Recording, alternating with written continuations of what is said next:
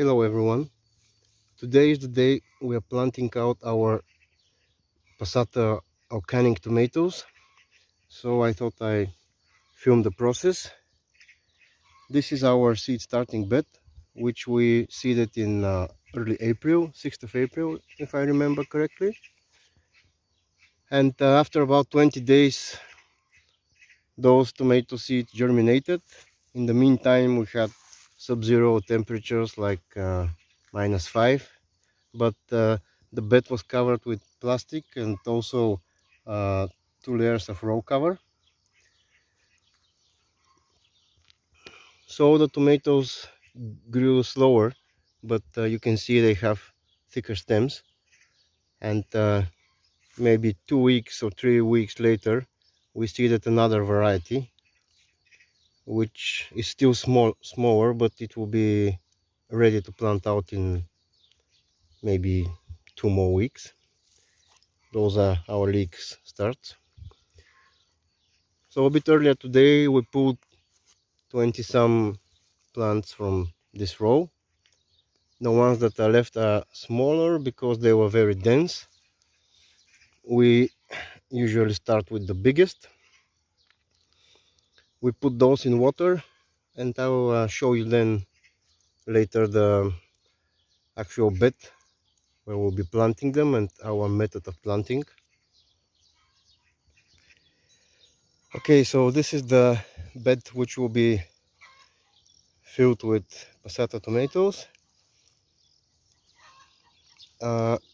This bed was seeded densely with winter rye last October, I think. And maybe a month ago we pulled, we mowed all the, or actually sighted all the rye, so the roots can start decomposing, and they've had a few weeks to do so. And an indication of that is that when you pull the leftover stems, first they are almost all yellow and they come out easily like this.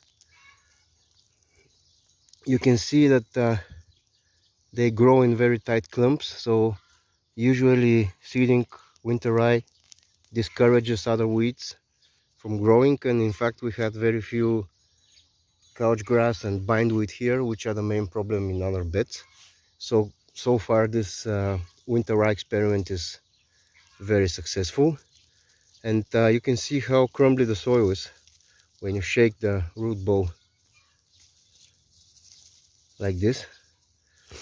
In theory you can just make a hole by pulling a few of the plants and plant the tomato starts or whatever start you have in there. But as this is our first year doing this experiment, we wasn't so sure what would be the effect on the soil, so we decided to just pull everything out of the bed, and it really had very few other weeds. Most of the bindweed and other weeds are crawling in from the side. This is about 80 or 90 centimeter wide bed, and we're doing 2 lines of tomatoes in it. We have our 2 lines of drip hose. I have to straighten those a bit, and we plant 2 tomatoes each other hole.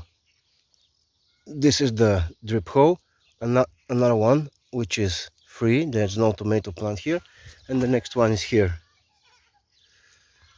So each other hole there are 2 plants.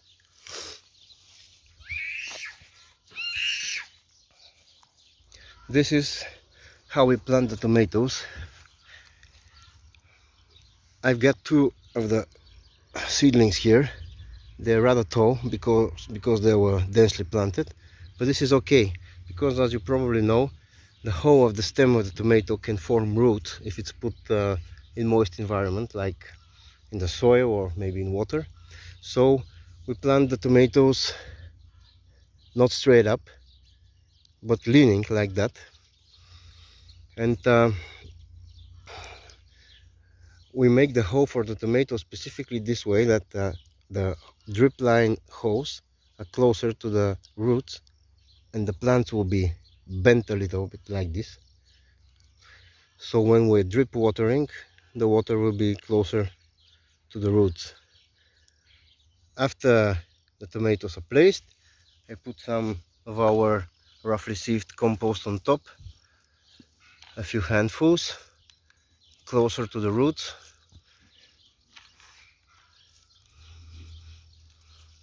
3 or 4 handfuls, and then I start to pile the actual soil in,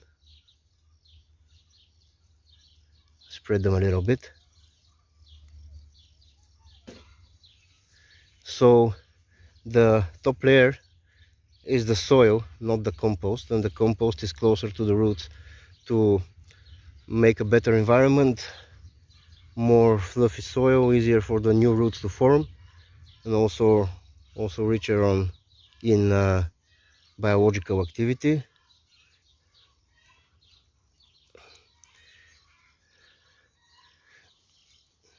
And you have to press down firmly so the whole of the stem and the roots are in contact with the soil. In time, when the tomatoes settle and start growing, we just remove those bottom leaves.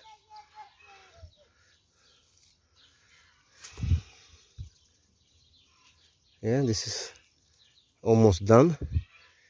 Now the next step is watering.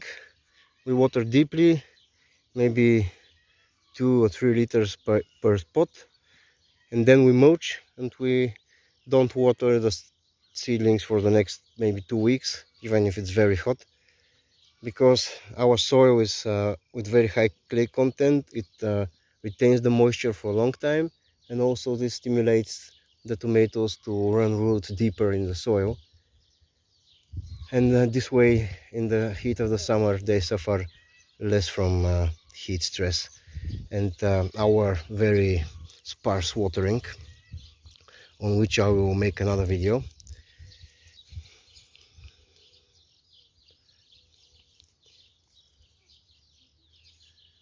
Usually it's best to do the transplanting even in the evening when it's cool, but our evenings are very busy now with the advent of warm weather. We have usually people visiting and dinner outdoors, so it's not much time left to work in the garden in the evening. I'll just finish this row, and the wooden piece is like a measuring stick to show me what's the length of the support which I'll erect for the tomatoes. It's an experimental new setup which I'll also show you in another video. Good morning. On the 4th day after the planting of our passata tomatoes, I just wanted to take a minute and show you what happened to the young seedlings that we planted out. One mistake I told you about in a previous part of the clip was that we planted the seedlings out at midday, and our hope was that the next day, or maybe 2 or 3 days, would be overcast and rainy. At least that was the forecast, but it turned out that the next few days were actually very sunny and super hot. It was up in the 30 degrees Celsius in the shade in the daytime, so that's too hot for seedling tomatoes just planted out, and we didn't have the opportunity to shade those out. So I wanted to show you the result of that mistake, although I kind of expected that to happen, and it's not like a fatal mistake, but it will set back the plants for a couple of weeks. This is Sun Scout. It's heat shock. Usually we remove those lower leaves after the tomatoes have settled. In that particular case, if we had the time, it would have been better to remove them right away to reduce evaporation and to allow the plants to settle better. And you can see similar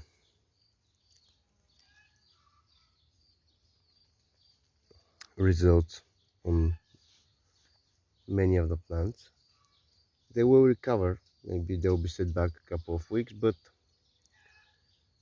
if you have the time and opportunity, it's always better to choose a cooler time for transplanting, or at least do that at night. Those two plants suffered heavily.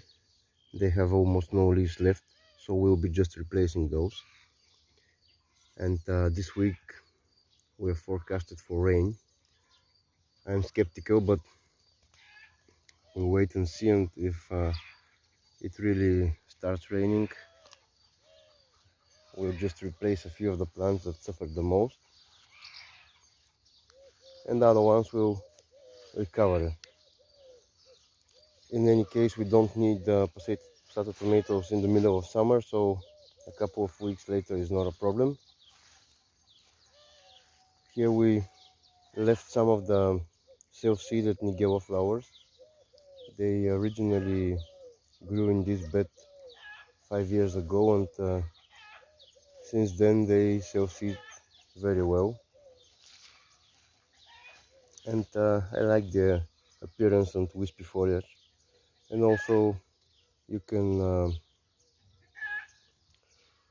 just cut them for cut flowers, and they continue to bloom throughout summer. So we just leave some on the edges, and when they're smaller we transplant them around the garden. So now what I have to do in the coming weeks is make a simple wooden frame from which to hang the threads which will support the tomatoes, but I'll show you that in another video. See you next time.